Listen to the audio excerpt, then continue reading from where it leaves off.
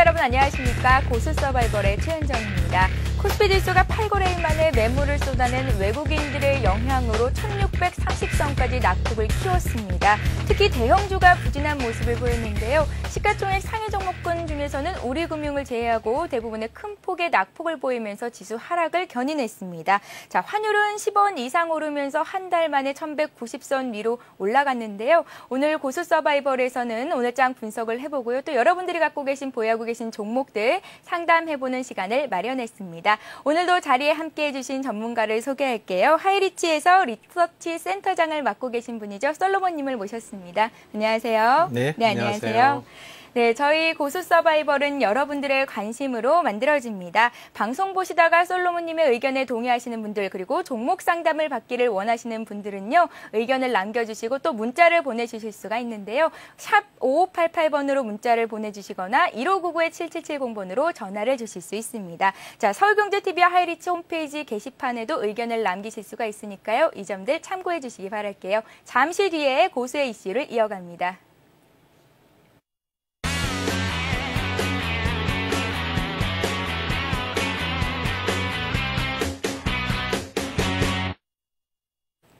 자, 이제 솔로몬님과 함께할 날이 이틀 남았는데요. 그간 장이 지지부진 별로 좋지 않은 모습을 계속 보이고 있습니다. 오늘도 역시 21선을 하향 이탈했죠. 네. 오늘 장 어떻게 보셨나요? 네, 아무래도 이제 전일 미국 증시가 네.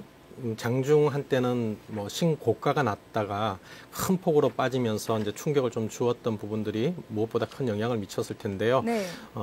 좀 내용을 보게 되면은 좀 큰 변화가 있는 것이 아닌가 하는 생각이 듭니다. 이제 조금 전에 언급해주셨던 것처럼 환율 시장이 사실상 굉장히 큰 변동성을 보이고 있습니다. 제가 이제 이 자리에 나와서 월요일부터 계속 환율 얘기를 하고 있는데요. 지금 환율의 하루 등락폭 자체가 굉장히 심각할 정도로 큰 변동성을 보여주고 있기 때문에 그만큼 투자자들의 심리 상태가 불안정한데 오늘 드디어 1190원 선까지 올라섰습니다. 자, 이렇게 1190원대까지 이렇게 올라서고 있는 상황이다 보니까 이러한 그 환율의 가파른 상승은 달리 표현하자면은 그동안 위험 자산에 대한 선호 현상이 급격히 후퇴를 하는 거죠. 네. 예, 그러다 보니까 이제 이런 위험 자산에 대한 선호도가 급격히 후퇴한다는 얘기는 주식과 같은 이런 투자 자산에 대해서 뭔가 조금 문제가 생겼다라는 신호로 감지해 볼 수 있거든요. 그러한 가운데 환율이 계속 상승하는 상황이라면은 외국인들 입장에서는 서둘러서 주식 자금을 한국 시장으로 갖고 들어올 이유가 없는 상황입니다. 어쨌든 지금 환율의 흐름만 보면은 심상치 않은 변화가 나타날 수도 있겠구나 하는 생각이 드는 상황인데요. 지금 잠깐 차트 상황을 좀 보면서 말씀을 드리겠습니다. 네. 오늘 이제 결국 전체적으로 오늘 하루 종일 흐름을 보면은 장중에 아래로는 60일 이동평균선과 또 위로는 20일 이동평균선 안에 이렇게 gat혀 있는 모습입니다. 그러니까 어떻게 보면은 이제 아직까지는 방향성이 뚜렷하지 않다 하는 그런 예상이 가능한데요. 네. 뭐 현상은 그렇습니다만은 제가 이제 어제 그저께도 그런 말씀을 드렸었습니다만은 지금 60일선에 계속 부딪히고 있다는 부분들에 좀 주목해 볼 필요가 있습니다. 10월 초에도 제가 표시하는 부분에서 한 번, 그리고 또 두 번, 그리고 또 중간에 또 세 번, 오늘로 보면 60일선에 네 번째 부딪히고 있거든요. 이렇게 계속 부딪힌다라는 것이 그렇게 썩 좋지는 않다라고 평가를 해볼 수 있는 것 같아요. 네.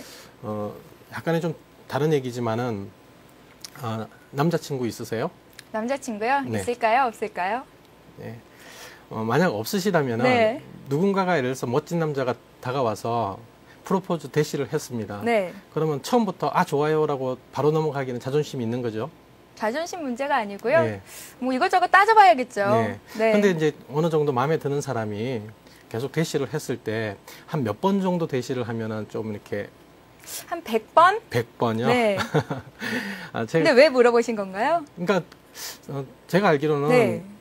여자분들한테는 이렇게 남자들 입장에서 보면은 처음에 대시해서 거절을 하더라도 계속해서 대시하라는 얘기들을 많이 듣잖아요. 네. 10번째가 안 넘어가는 나무 없다고. 네.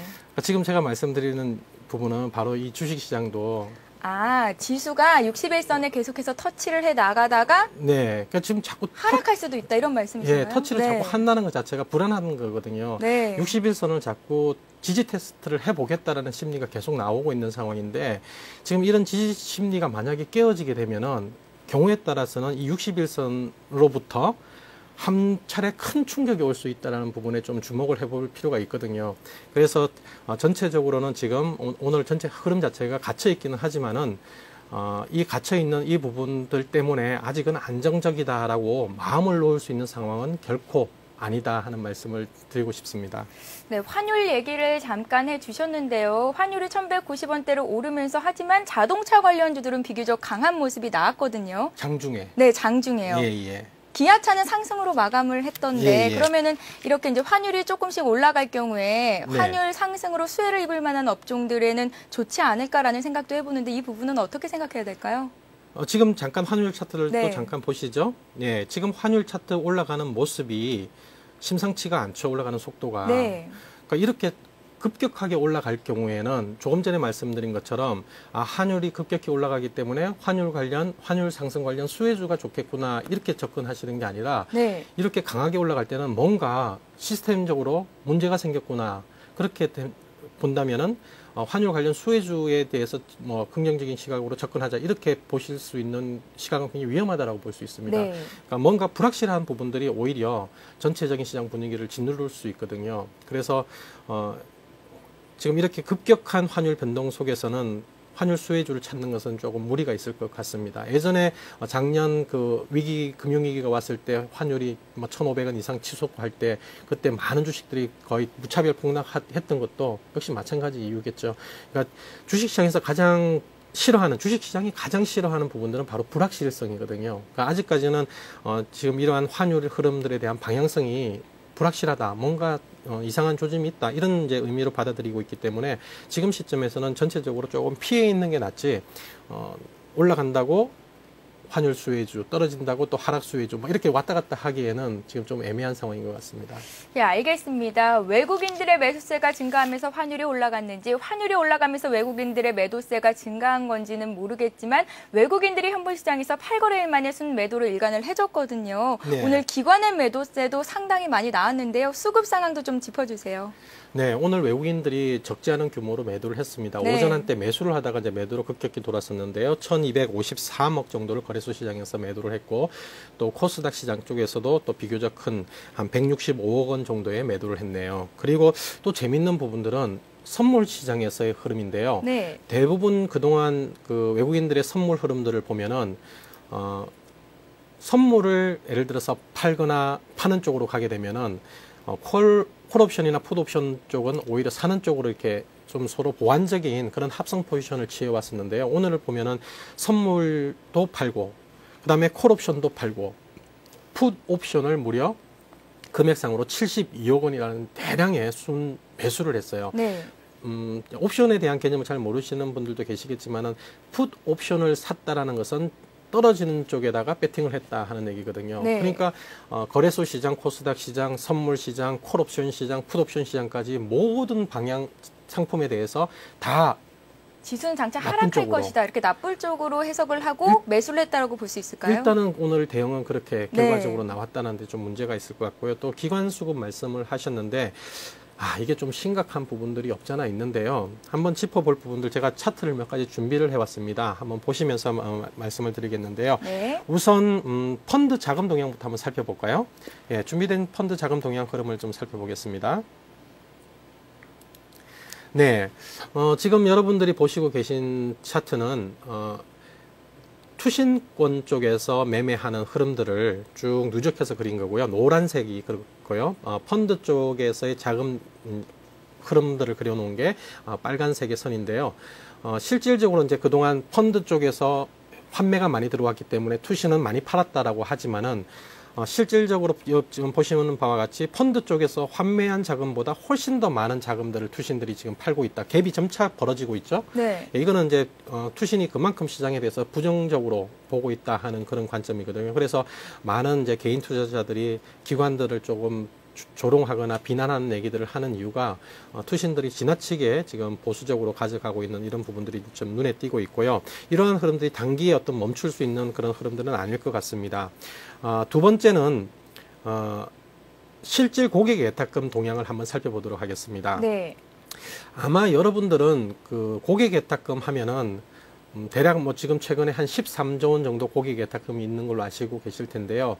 지금 이제 그 고객 예탁금이라는 것이 바로 여러분들 계좌에 모여져 있는 금액들의 합산 금액이 13조 원 정도 이게 됩니다. 잠정적으로 주식에 투자할 수 있을 만한 금액을 합계한 그렇습니다. 거라고 볼 수 있을까요? 예. 네. 근데 이제 예를 들어서 기관들 같은 경우에는 주식을 사거나 팔지 않습니까? 네. 근데 기관들 계좌에 현금이 있지는 않습니다.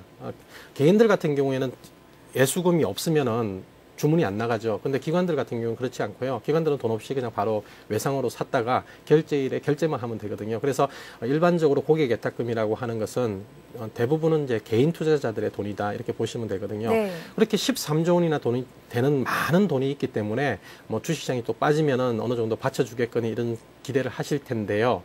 그런 기대는 100% 쓸데없는 아무짝에도 쓸데없는 기준이다.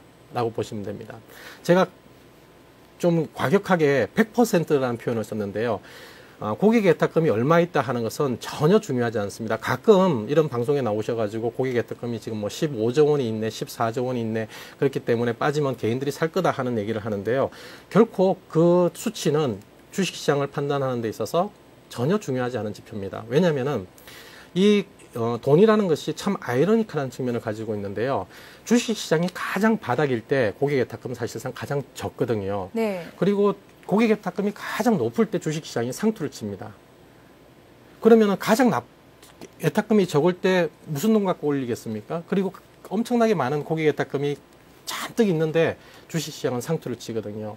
그러니까 제가 말씀드리는 부분들은 실질적으로 고객 예탁금이 얼마가 있느냐가 중요한 게 아니라 지금 현재 시점부터 앞으로 고객 예탁금이 증가 추세를 보일 거냐 또는 고객 예탁금이 이탈할 것이냐 하는 플로우의 개념으로 보셔야 되는 것이지 스톡 개념으로 현재 절대값이 얼마다 하는 것은 전혀 중요하지 않다는 얘기죠. 네. 그렇게 따져보면 저 그래프를 어떻게 해석을 해보면 예, 좋을까요? 그래서 제가 네. 이제 지금 여러분들한테 보여드리는 실질 고객 예탁금이라는 것을 제가 만든 지표인데요. 지금 노란색으로 보이시는 지표거든요. 근데 지금 보시면 최근에 고객 예탁금이 한 5, 6월 달까지는 어느 정도 이렇게 쌓여 있다가 최근에 좀 빠져나가는 모습들이 보이시죠? 네. 즉 다시 말하면은 많은 자금들이 명목 고객 예탁금은 13조 원에서 14조 원 사이에서 정체되어 있는데 반해서 실질적으로 자금들은 꾸준하게 야금 빠져나가고 있다는 얘기입니다. 이러한 상황에서 일반적인 투자 심리가 그렇게 좋을 수는 없는 상황이죠.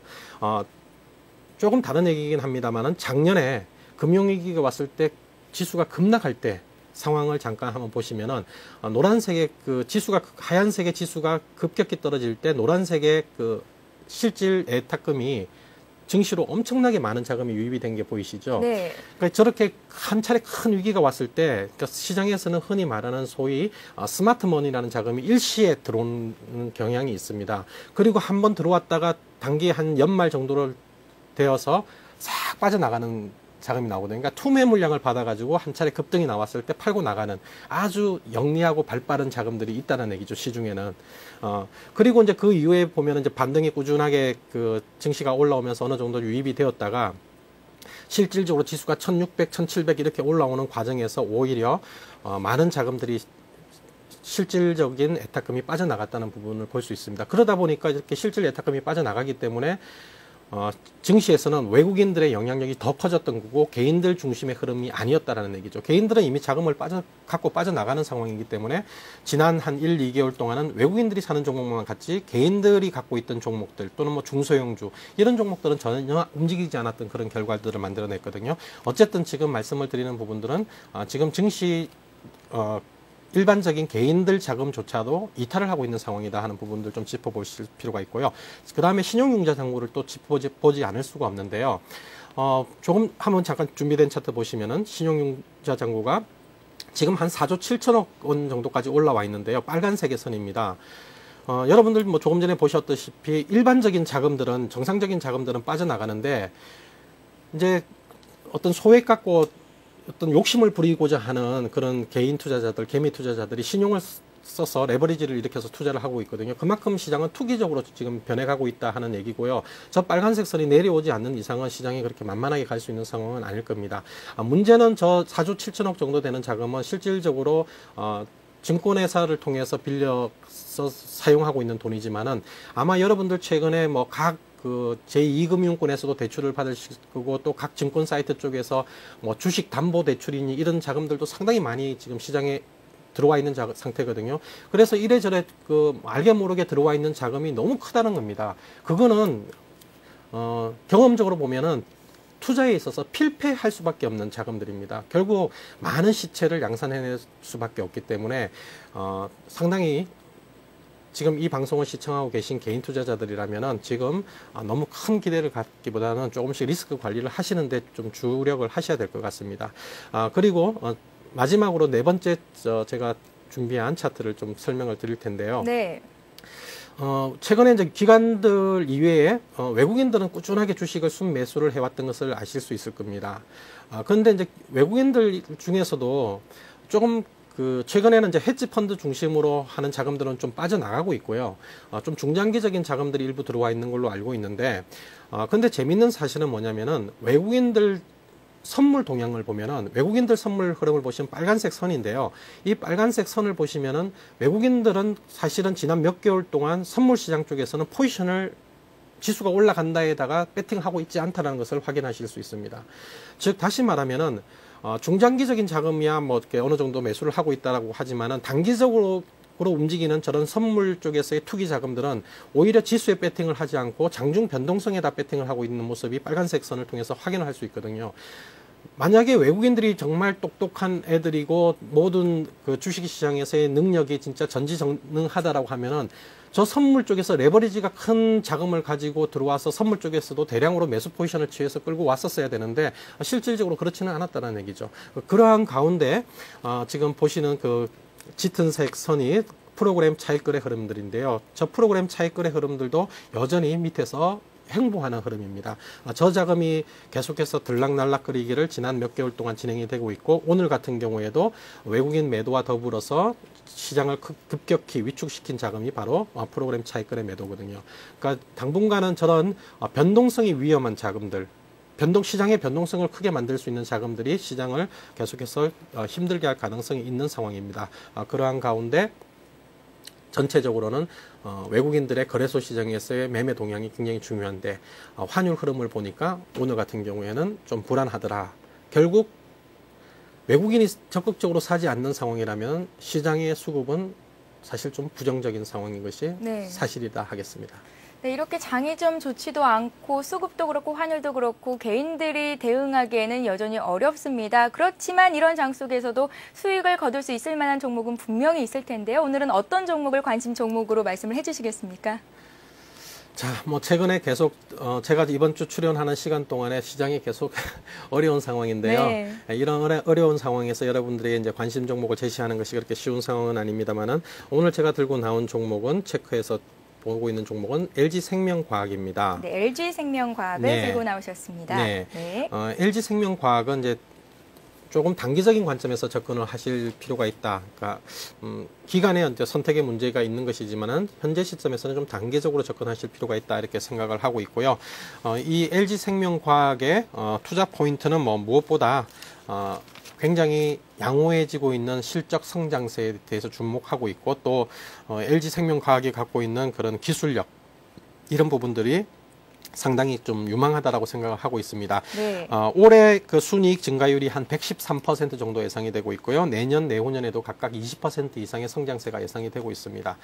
근데 이제 제가 좀 단기적으로 보자 하는 부분들은 LG생명과학은 다음 주에 27일로 제가 알고 있습니다만 27일 실적 발표가 예상이 되고 있는데요. 3분기 실적이 상당히 좋게 나오지 않을까 이렇게 기대를 하고 있는 시점이기 때문에 기술적으로 보면 오늘 음봉이 나오긴 했습니다만은 지금 신고가가 나오고 오늘 음봉이 붙어 있는데 이런 시점에서는 5일선이 이탈되지 않는 상황이라면은 대개 추가적인 상승 패턴을 가져갈 수 있는 모습이 나올 경우가 많거든요. 지금 오늘 음봉이 나온 부분들은 일종의 눌림목 또는 시장 전체적인 흐름들 때문에 눌림목 조정이라고 볼 수 있는 부분들이 있습니다. 그래서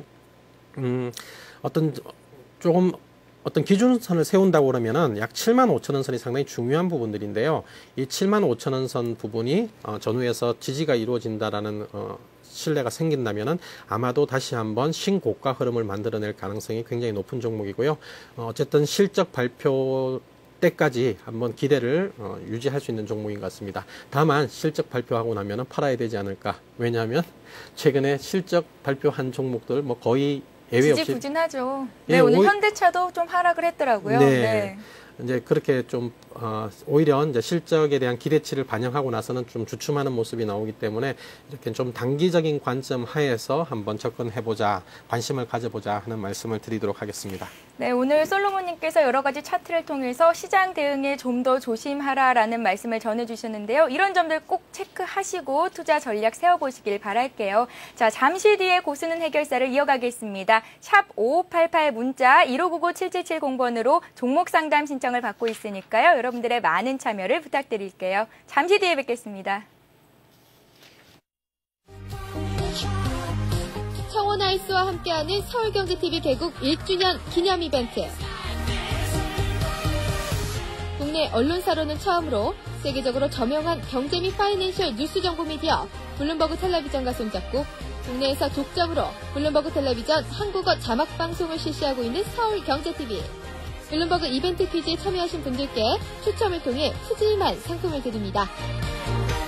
응모기간은 10월 9일부터 26일까지. 자세한 사항은 홈페이지를 참조하세요.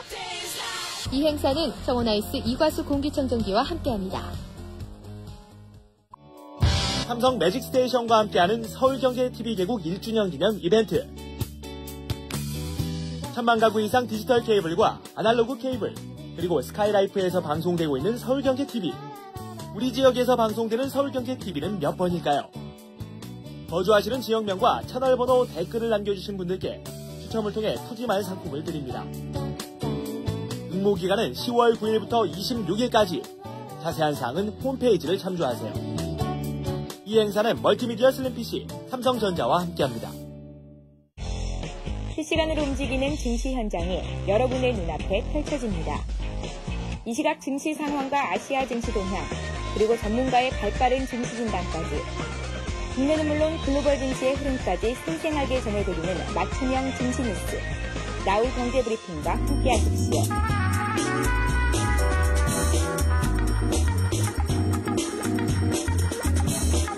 서울경제TV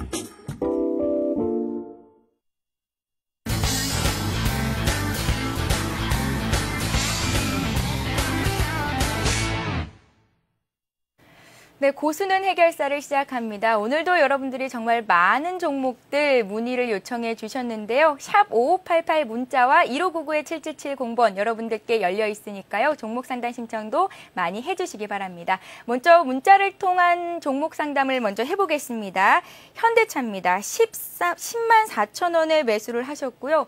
비중이 90%를 갖고 계시다고 하셨는데요. 특히 매도 시점이 궁금하시다고 끝번호 320 하나님께서 이렇게 질문을 주셨습니다. 현대차 오늘 실적 발표를 했는데 주가는 지지부진했습니다. 이미 실적에 대한 기대감은 반영이 된 걸까요? 어떻게 보십니까? 네, 오늘 이제 발표한 현대차의 실적은 뭐 사실 기대보다 좋았다라고 평가를 해야 될 것 같고요.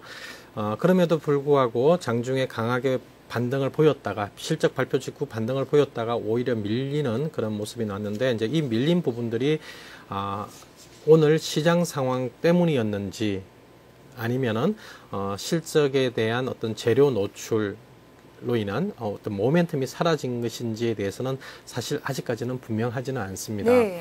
그리고 오늘 또 처음에 이제 우리 그 앵커님께서 말씀하신 것처럼 환율이 상승했기 때문에 그동안 환율 하락에 따른 부담감에서 좀 벗어날 수 있었다라는 그런 기대감도 사실은 좋은 역할을 해야 되는데도 불구하고 오늘 현대차 흐름은 그렇게 썩 좋지는 않았었는데요.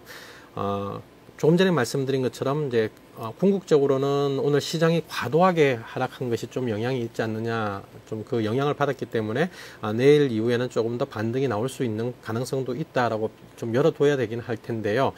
그럼에도 불구하고 반등이 나온다 하더라도 현재 오늘 103,000원인데 매수하신 가격이 104,000원이라고 하셨는데요. 그 104,000원 매수 단가 기준으로 큰 기대 수익을 가져가기는 어렵다 하는 말씀을 드리게 됩니다. 네. 우리가 이제 흔히 차트로 우선 말씀을 조금 더 세분해서 좀 드리자면은, 여러분들이 지금 보시면은 아래 차트들이 여러 선들이 있습니다. 그렇죠? 예, 근데 이제 그 중에서 제가 밤색으로 보이시는 제가 표시하는 이 라인, 예, 요 라인을 120일 이동평균선이라고 하는데요. 이 120일 이동평균선을 흔히 기업의 가치선이라고 얘기를 합니다. 그러니까 이제 경기가 좋고 기업의 실적이 굉장히 빠를 때는 이러한 기업의 본질적인 가치 수준보다 더 주가가 높게 형성이 되어 있는 것이 일반적이기 때문에 이 120일이 기업의 가치선보다 주가가 높은 데 있는 것이 당연한 거고요. 네. 그리고 이제 제가 또 이제 두 번째 표시하는 이 선이 60일 이동평균선인데, 이 60일 이동평균선을 일반적으로 추세선이라고 하거든요. 그러니까 지금 현재 주가의 흐름이 추세가 어느 쪽으로 가고 있느냐 하는 그런 추세선이고, 그 다음에 이제 빨간색으로 표시되는 이런 부분들이 이제 단기 수급선이라고 이렇게 보시면 될 것 같습니다. 그렇다면은 지금 이제 단기적으로 수급적인 측면에서 보면은 20일 이동평균선이 꺾여 내려가고 있는 상황이기 때문에 전체적으로 지금 현대차에 대한 어떤 강한 매수가 들어올 수 있는 시기는 아닌 것 같다, 이렇게 평가를 해볼 수 있을 것 같고요. 그런 가운데 이제 추세가 조금씩 둔화될 가능성도 있다, 이렇게 생각이 들고 있는 상황인데, 이렇게 이제 수급이라든지 추세에 대한 어떤 불확실성이 조금씩 커지는 상황이라고 하면은 주가는 투자자들에 의해서 의뢰이 한번 이 종목의 지지선이 어디쯤 되는지 한번 테스트를 해보자 하는 그런 심리가 나오기 마련이거든요.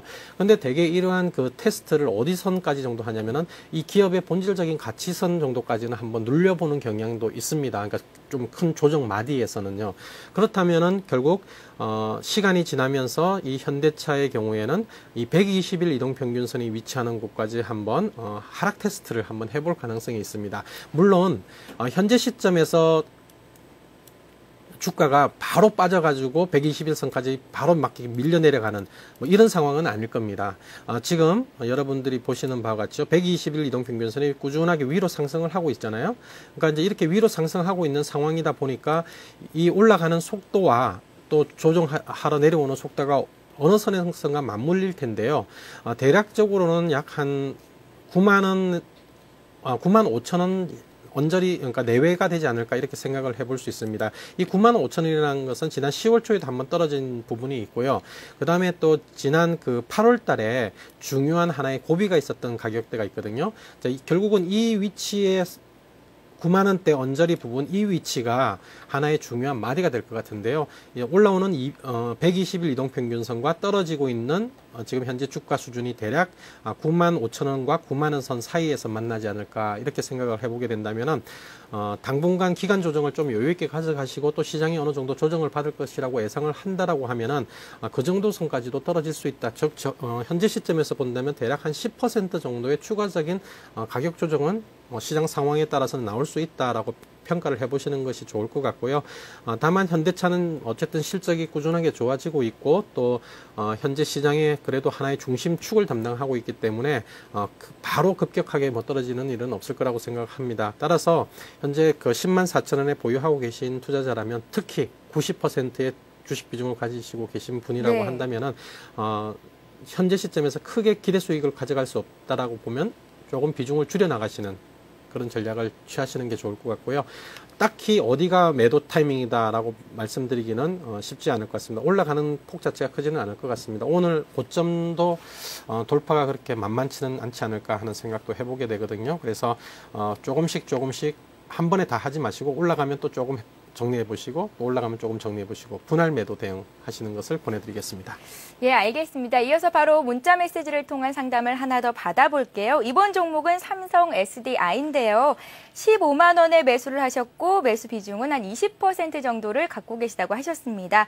0570님, 향후 전망과 손절가 어느 정도의 매도를 해야 될지 걱정이시라고 이렇게 주문을 해주셨는데요. 이 종목도 한번 살펴볼게요. 삼성 SDI입니다. 솔로몬님. 네, 뭐 같은 방법으로 설명을 드리도록 하겠습니다. 네, 최근 들어서 차트로 이렇게 설명을 해주시니까요. 네. 설명이 참 잘 들어오고요. 그렇습니까? 보기도 좋은데요. 네. 그럼 기업 내용 그냥 대충 넘어갈까요?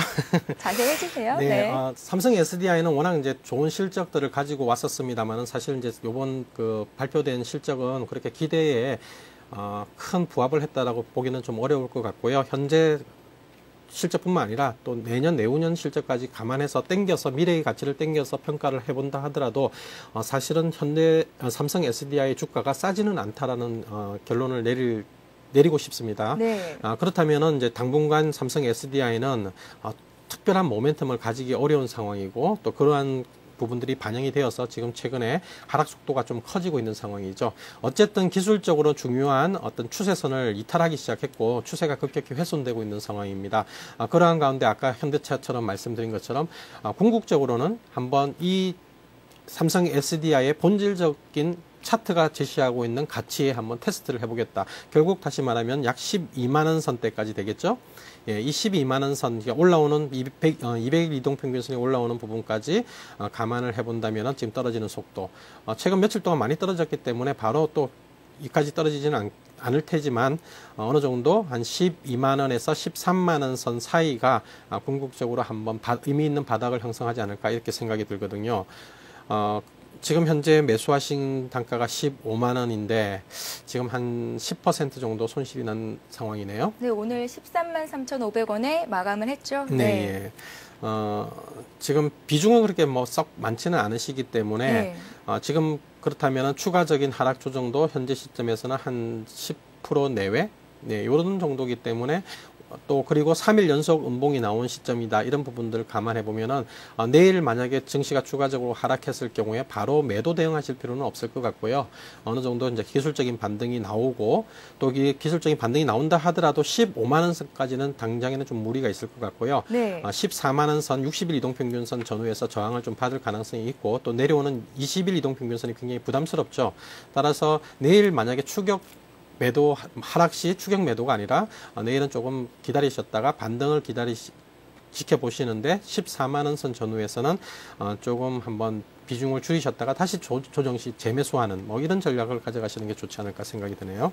네, 알겠습니다. 말씀하시는 중에도 문자 메시지가 상당히 많이 들어오고 있는데요. 오늘 꼭 상담을 못 받으셨다고 하더라도 내일 또 기회가 있으니까요. 계속해서 문자 상담 시청해 주시기 바랍니다. 샵 5588이고요. 전화는 1599-7770번입니다. 자, 계속해서 다음 종목을 하나 더 상담을 받아볼게요. 이번 종목은요. 국내 1위 게임 회사죠. NC소프트입니다. 매수가가 17만 6천 원이고 100%의 비중을 갖고 계시다고 했는데요. 자, 아이온이 북미와 유럽에서도 견조한 실적을 낼 것이다. 이런 긍정적인 분석도 나오고 있는데요. NC소프트 향후의 전망은 또 어떻게 하고 계신지요?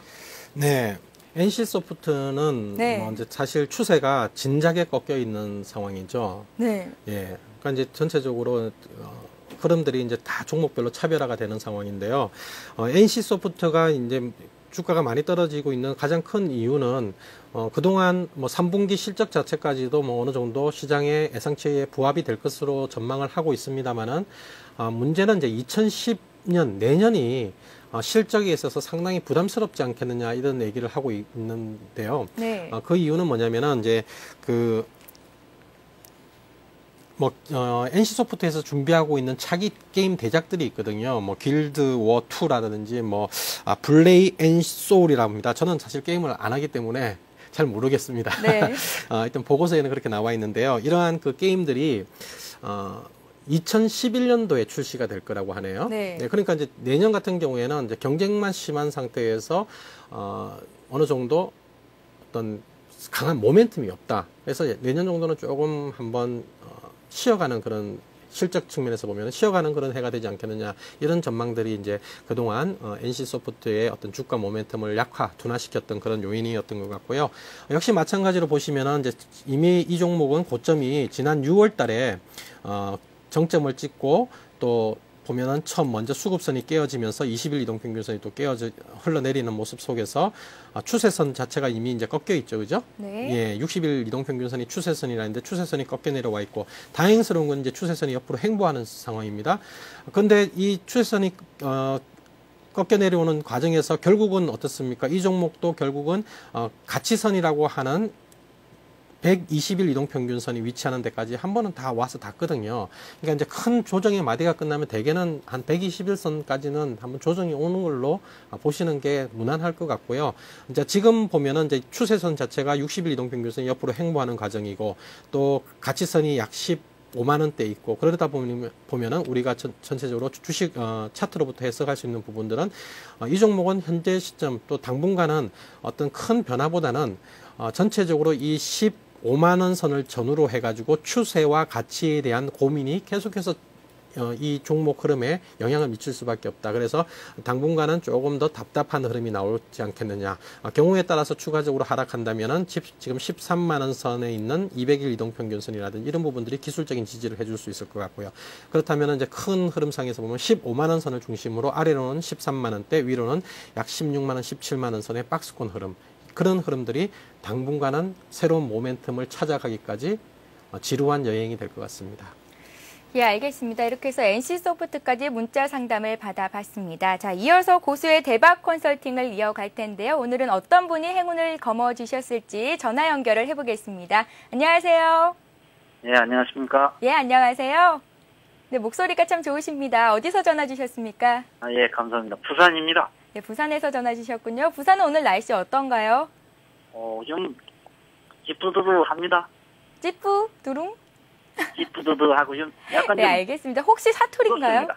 예, 전라도 사투리입니다. 좋다는 말인가요? 아닙니다. 나쁘다는 말입니다. 나쁘다는 뜻이군요. 네, 서울은 오늘 햇살은 참 좋았는데요. 여전히 춥습니다. 네, 감기 조심하시고요. 네. 네, 어떤 종목이 궁금하셔서 전화 주셨습니까? 제가 9월 한 20일, 24일경에 태웅을 샀습니다. 9월 78,800원이요. 24일경에 태웅이요. 네. 네. 매수가와 비중이 어느 정도 되시는지요? 매수가가 78,800원이고요. 비중이 100%입니다. 78,800원에 100%씩이나. 자, 네. 태웅을 이렇게 100%씩이나 매수하게 된 계기가 있을까요? 아무래도 유가도 올라가고 또 네. 뭐 요즘은 뭐 그린 에너지나 재생 에너지나 그런 게 좀 좋은 호재가 많지 않습니까? 네. 그래가지고 샀는데 계속 뭐 애를 미기고 있어가지고 좀 제가 생각하는 만큼 안 오르는 것 같습니다. 그래도 제가 이제 모르는 예 네, 오늘 제가 종가 기준으로 모르는 네.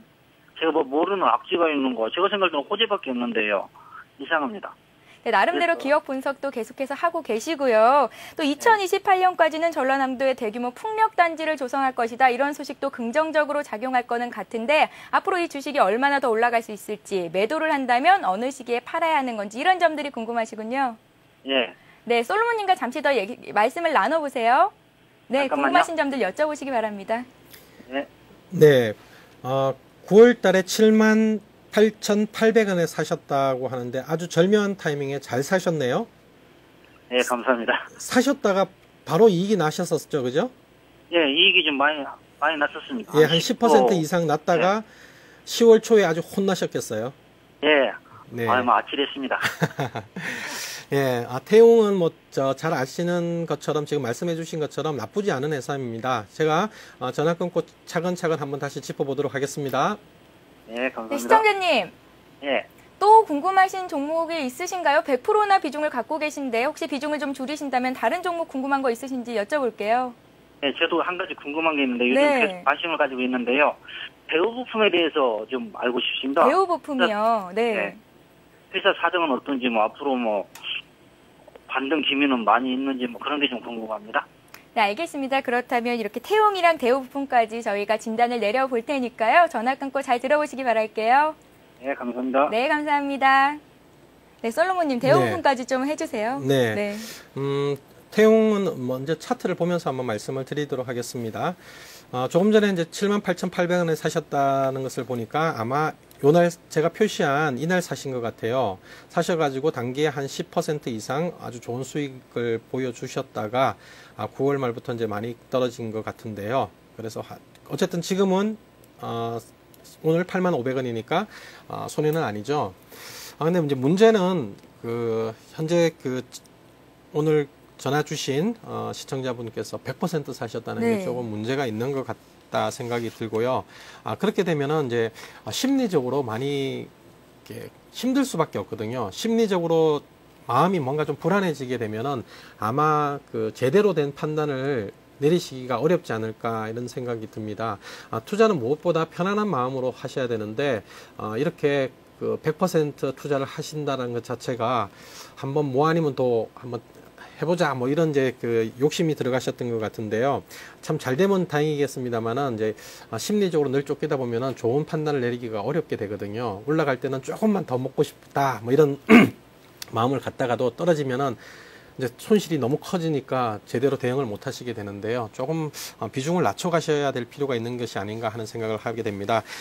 우선 태용에 대해서는 태용의 회사의 경쟁력이라든지 성장성이라든지 이런 부분들은 그동안 뭐 워낙 많이 보고가 되어 왔고 또 지금 보유하고 계신 시청자분께서도 잘 아시리라고 생각이 듭니다. 다만 이제 태용 같은 경우에는 실질적으로 우리가 이제 뭐 이런 신재생 에너지 관련 풍력 관련 쪽에 어떤 큰 기대만큼 이 풍력 쪽 사업 자체에 있어서 설비 투자가 거의 그러니까 예상했던 것처럼 그렇게 많이 이루어지지 않고 있다는 데 문제가 있습니다. 네. 당분간 이러한 설비 투자는 좀 답보 상태에 있을 것 같고요. 현재 태용이 갖고 있는 밸류에이션 자체가 시장의 한 평균 수준 정도 된다. 그러니까 평균보다는 조금 높은데요. 그래도 기본적인 태용에 갖고 있는 성장성과 경쟁력 이런 부분들을 가지고 일정한 프리미엄을 준다면은 그냥 시장 수준하고 평이하다. 그러니까 뭐 보통 정도 된다 하는 그런 정도가 될 것 같아요. 그러다 보니까 어떤 수주 모멘텀이라든지 밸류에이션 측면에서 뚜렷한 어떤 매력이 있는 그런 구간은 아닙니다. 단적으로 차트 흐름들도 역시 그런 상황을 보여주고 있듯이요. 한번 큰 시세가 난 이후에 이 종목은 이제 그러한 모멘텀이 둔화되기 시작하면서 전체적으로 이동평균선들이 횡보하는 그런 흐름들이 쭉 나오고 있거든요. 네. 이러한 횡보세가 언제쯤 마무리가 될 것인지에 대해서는 사실 아무도 기대할 수 있는 부분들은 아닙니다. 다만 우리가 조금 전에 말씀하시고 기대하고 계신 이런 일반적인 풍력주에 대한 현실적인 부분보다 더 높은 기대치, 이 부분이 어떻게 보면은 유일하게 주식의 어떤 버팀목이 되고 있는 상황인데요. 네. 이 부분만 가지고는 아직까지는 이러한 박스권 흐름에 큰 변화를 벗겨내기까지 시간이 걸리지 않을까 이런 생각이 듭니다. 그래서 현재 100% 비중을 과감하게 절반 이하로 줄이시고 뭐 나는 그래도 태용에 한번 멋지게 인생을 한번 배팅해 보겠다 이런 생각이 드시면은 50% 가져가시고 50%는 떨어지면 사시고 뭐 그런 정도로 좀 탄력적인 대응을 해보시는 것도 어떨까 하는 생각이 드는데요. 네. 제가 이제 그런 말씀을 드리는 거는 지금 이제 또 다른 종목 대우 부품 질문하신 것을 감안할 때 오늘 질문하신 시청자분께서는 상당히 투기적인 성향이 강하시지 않을까 이런 생각이 들어서 네. 근데 그 투기적인 성향이 나쁘다는 의미가 아니거든요. 투기적인 성향을 가지시는 분들이 뭐 경우에 따라서는 더 좋은 결과를 만들어내기도 합니다. 그건 어쩔 수 없는 본인만의 스타일이기 때문에 본인 스타일을 잘 이용을 하시면 되는 부분들이거든요. 그래서 투기적인 성향이 좋다 나쁘다의 문제가 아니라는 것은 이해를 하셨으면 좋을 것 같고요. 다만 이러한 기술적인 흐름들이 보여주고 있는 상황들, 그리고 전체적으로 보면은 이제 역배열되어 있는 상황이거든요. 이런 흐름들 상황에서 주가가 바로 급격한 상승 흐름을 보여주리라고 예상하는 것은 조금 무리가 있습니다. 어떤 패턴을 굳이 얘기를 하자고 그러면은 이 정도의 패턴은 얘기를 해볼 수 있을 것 같아요. 예를 들면은 이제 이렇게 옆으로 횡보하다가 한 차례 크게 떨어졌어요. 그러다가 바로 급반등을 줬거든요. 급반등을 주고 대개 이런 경우 옆으로 조금 일정한 횡보를 하다가 변화를 만들어내는 흐름들, 이런 흐름들은 기대해 볼 수 있습니다. 이런 형태를 우리가 일반적으로 흔히 역헤드 앤 숄더 패턴이라고 해서 예상해 볼 수 있는 부분들인데요. 이런 역헤드 헤드 앤 숄더가 나올 수 있는 가능성이 매우 큰 종목입니다. 왜 제가 가능성이 크다라는 얘기를 드리냐면요. 최근에 9월 말부터 10월 사이에 떨어져 있는 패턴을 보면은 그것이 어느 정도 설득력이 있겠다 하는 예상을 해볼 수 있는데요. 일반적으로 주가가 제가 좀 그려보겠습니다. 이렇게 옆으로 행보하다가 갑자기 어떤 악재에 의해서 급격히 무너지는 경우가 나오게 됩니다. 근데 이렇게 급격히 무너졌을 때 일반적으로 나올 수 있는 반응은 크게 세 가지거든요. 네. 워낙 급격히 떨어지기 때문에 반등이 좀 어지부지 나오다가 다시 밀리는 경우가 있고요. 어떤 경우에는 이렇게 거의 떨어지기 직전까지 올라오는 경우가 있고요. 이런 경우는 당연히 옆으로 행보하는 흐름을 보여주게 됩니다. 그리고 또 어떤 경우에는 떨어지는 것보다 더 바로 급격하게 올라가는 경우가 있습니다. 올라가는 부분이 예를 들어서 첫 번째의 경우에처럼 올라가는 속도가 굉장히 약한 경우에는 반드시 또 떨어진다 하는 것이 하나의 패턴입니다. 네. 그런데 지금 태움 같은 경우에는 거의 떨어지기 직전 약 8만 원대 중반 부분까지 다 올라왔거든요. 그러니까 두 번째의 경우에 해당되겠죠. 이 경우에 해당되는데 이런 경우는 이제 역헤드 앤 숄더의 패턴으로서 옆으로 좀 행보하다가 다시 힘을 모아서 재상승을 하려는 움직임을 가져가는 경우가 많습니다.